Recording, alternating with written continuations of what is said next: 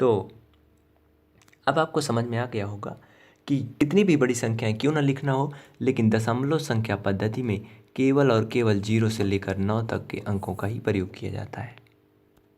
अब हम अंकों की परिभाषा दे रहे हैं, तो बता दें कि बाइनरी नंबर सिस्टम में केवल और केवल 2 अंक होते हैं और ये पूरा नंबर सिस्टम 2 अंकों पर ही चलता है।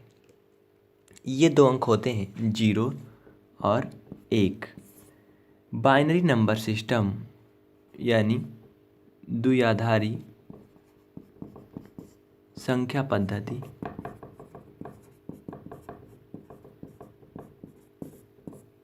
द्विआधारी संख्या, इसमें केवल 2 अंकों का प्रयोग किया जाता है 0 और 1। आइए देखते हैं द्विआधारी संख्या पद्धति में जोड़ घटाना कैसे किया जाता है और दशमलव संख्या पद्धति में कैसे किया जाता है। जैसा कि आप लोग ये सब पहले से जानते हैं, इसको हम ज़्यादा बड़ा नहीं करेंगे, बस थोड़ा सा।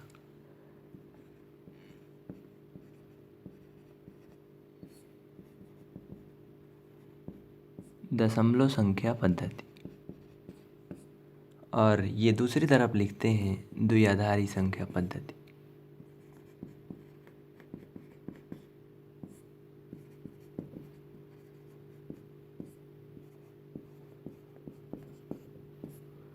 दशमलव संख्या पद्धति और द्विआधारी संख्या पद्धति में अंतर।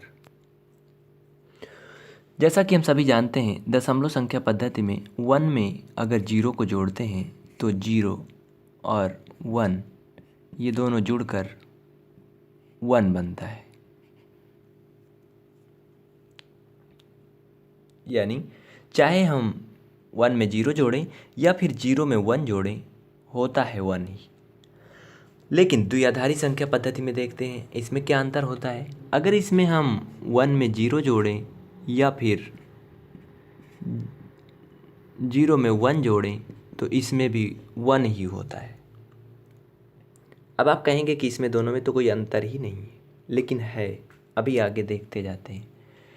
1 में 0 जोड़ा तो कोई फ़र्क नहीं हुआ, बट अगर मैंने 1 में 1 जोड़ा तो ये 2 हुआ। बाइनरी नंबर में अगर हम 1 में 1 जोड़ते हैं तो ये 2 नहीं 1 0 होता है।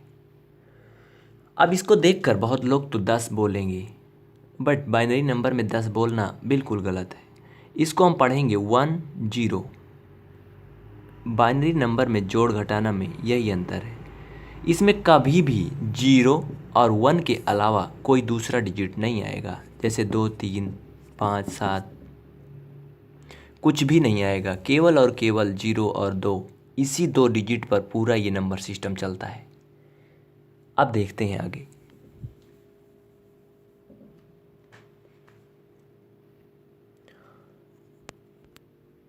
ये तो हो गया जोड़ना। अब देखते हैं घटाना। 1 से 0 घटाते हैं तो दशमलव संख्या पद्धति में 1 आता है।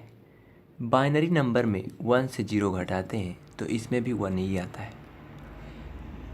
दशमलव संख्या पद्धति में 0 से 1 घटाते हैं तो शायद ही इसको -1 लिखा जाता है।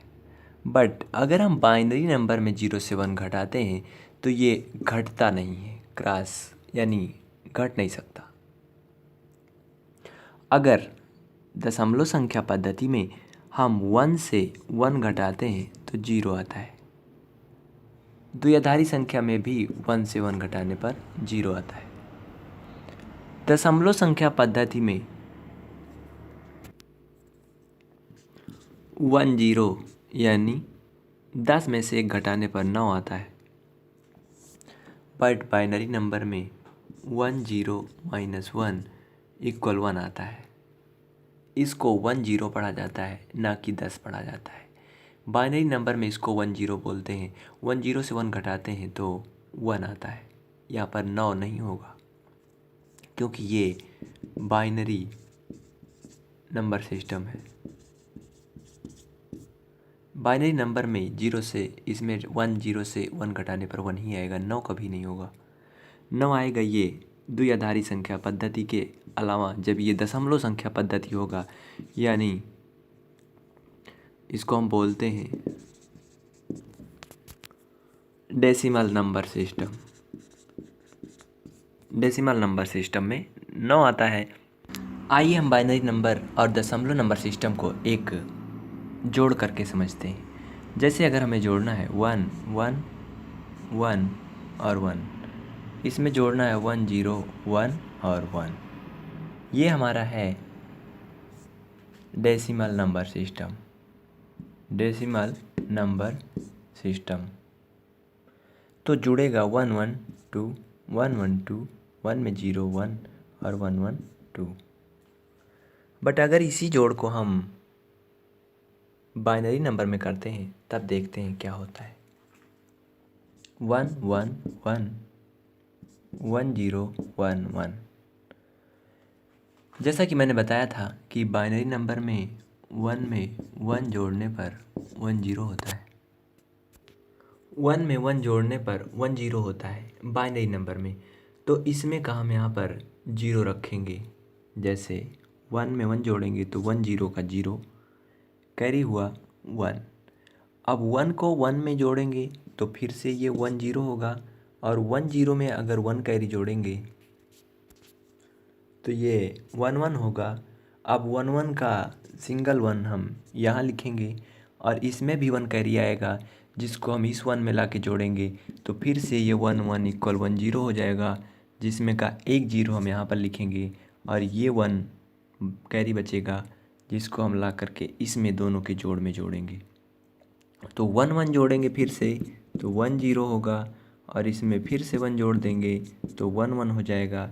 यानी टोटल हमारा आ गया 1 1 0 1 0।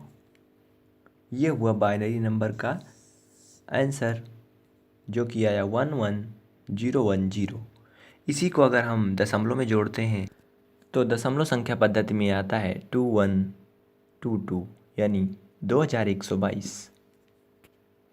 बाइनरी नंबर के बारे में हम और ज़्यादा अगले वीडियो में डिस्कस करेंगे।